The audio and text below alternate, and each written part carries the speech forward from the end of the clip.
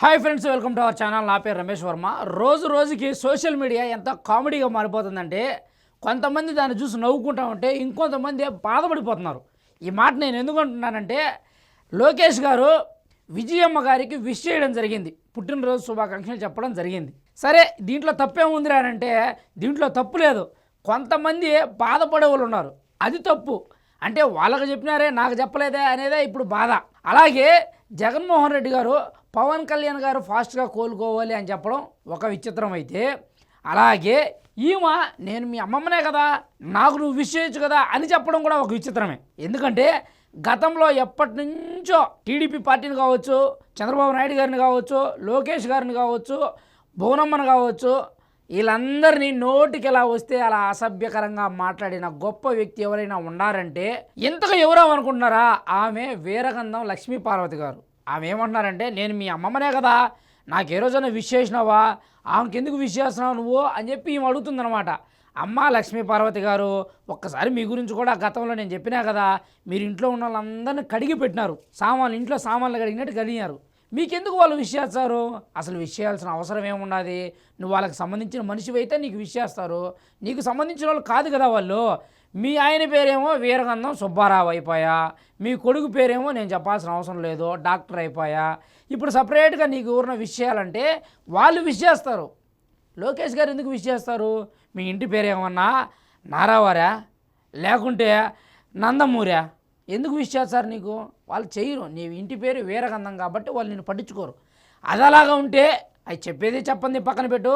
గతంలో నువ్వు చాలా అంటే చాలా వల్గర్గా మాట్లాడిన వాళ్ళని, అన్నీ తెలిసి కూడా అన్ని మాట్లాడి కూడా వాళ్ళు మీకు మళ్ళీ ఎందుకు విష్ చేస్తారు? సరే, ఒకసారి చూడండి మీరు ఏం పెట్టినారో. గతంలో ఐటీడీపీ ద్వారా విజయమ్మ షర్మిలకు తీవ్ర విష ప్రచారం చేయించిన లోకేష్ ఇవన్నీ మరిచి ఇప్పుడు విజయమ్మకు పుట్టినరోజు శుభాకాంక్షలు చెప్పడమా? వైఎస్ఆర్సీపీ ప్రధాన కార్యదర్శి నందమూరి లక్ష్మీ పార్వతి ధ్వజం. ఏం మాట్లాడదాం దీని గురించి? అంటే దీన్నంటే ఈమె గురించి కాదు, ఈ మ్యాటర్ గురించి ఏం మాట్లాడతాం అంటున్నాను నేను.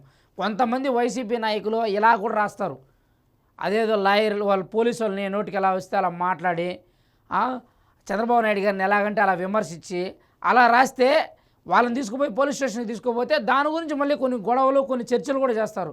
అలాంటి వాళ్ళు ఉన్నారు. కాబట్టి నేను క్లియర్గా మెన్షన్ చేస్తున్నా, దాని గురించి అంటే ఈమె గురించి కాదు, ఆ మ్యాటర్ గురించి. ఓకేనా? ఇంకా చూడండి, గతంలో తీవ్రంగా విమర్శించిన ఆమెకి ఇప్పుడు నువ్వు ఎలా పుట్టినరోజు శుభాకాంక్షలు తెలుపుతున్నావు? సరే, ఒకవేళ ఆమెకు తెలిపినావు కదా, నాకు ఏ రోజన్నా పుట్టినరోజు శుభాకాంక్షలు తెలిపినావు అని ఈ నిజంగానే వాళ్ళు బాధపడిపోతుందబ్బా. వ్యక్తిగతంగా ఏమో తెలియదు కానీ మామూలుగా అయితే ప్రెస్ మీట్ ముందుకు వచ్చి నిజంగానే బాధపడిపోతుంది. ఎందుకురా ఈ బాధ అంటే, నేను వీరగంధం లక్ష్మీ పార్వతిని అయినా కూడా నందమూరి గారిని దొంగతనంగానో లేకుంటే ఆయన్ని మభ్యపెట్టో ఎలాగోలా ఆయన్నైతే నేను పెళ్లి చేసుకునే కదా, ఆస్తిలో వాటా కొట్టేసినా కదా, ఎంతో కొంత నాకు రావాల్సింది నాకు వచ్చింది కదా, నాకెందుకు విష్ చేయడు నారా లోకేష్ అనేదే ఈ బాధ. మళ్ళీ అడిగిన క్వశ్చనే అడిగి వినాలనుకున్న సమాధానమే మీరు వినాలనుకుంటే నేను మీకు ఒక మాట చెప్తా, వినండి. మీరు ఎప్పుడు ఆ కుటుంబ సభ్యులు కాలేరు. ఎందుకు కాలేరంటే, అసలు మీరు ఆ ఇంటి వ్యక్తి అవ్వాలంటే ముందు మీ వ్యక్తిత్వం మీ మనస్తత్వం మార్చుకోవాలా.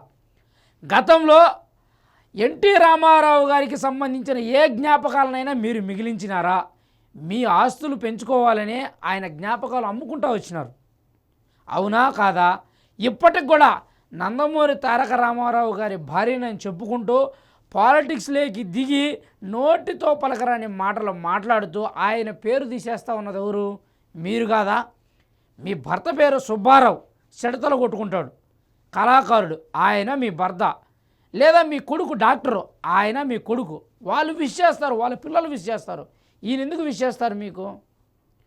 అసలు మీ గురించి ఎవడో లెక్కలేక వేసుకోడు. ముందు మెయిన్ చెప్పాలంటే మీరు ఇలాంటి సొల్లు వాగుళ్ళు ఆపేసి నెక్స్ట్ జగన్మోహన్ రెడ్డిని ఎలా గెలిపించాలి, ఎలాంటి అసభ్యకరమైన మాటలు మాట్లాడాలి, ఎలాంటి అసభ్యకరమైన అబద్ధాలు చెప్పాలి అనే దాని మీద ఫోకస్ పెట్టండి మేడం. ఇది ఈరోజు నేను మీకు చెప్పాలనుకుంటున్న మ్యాటర్. ఖచ్చితంగా ఈ వీడియో మీకు ఎలా అనిపించిందో ప్రజలారా కామెంట్ చేయడం మాత్రం మర్చిపోవద్దు. జై హింద్.